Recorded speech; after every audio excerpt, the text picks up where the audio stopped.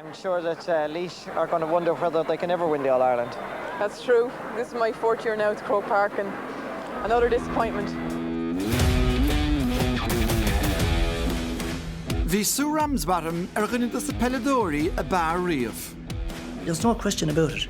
She caused nightmares for many management teams and many defenders. She's twisting, she's turning and she finds the nets. She's a little piece of magic. Sue Ramsbottom is special. Bhí sé chó cumasach go raibh pellhíntir a himeartha agus gan íocht 3 bliana díag. Mar deir siad moll an óigas tucha sí ach moll an imreoir is féidir go dtiocfaí an beanóir. Ach tá bhad níos mó ná pell a buint le bensa Laoise. Dalta airim, saidúir, máthir. Doling si brise crí a ríisteach ríisteile ar a bharc. Bhí na bún ar fadacha, ach ba chasúil ná buthach sí an bána léir na hánta sí go deo.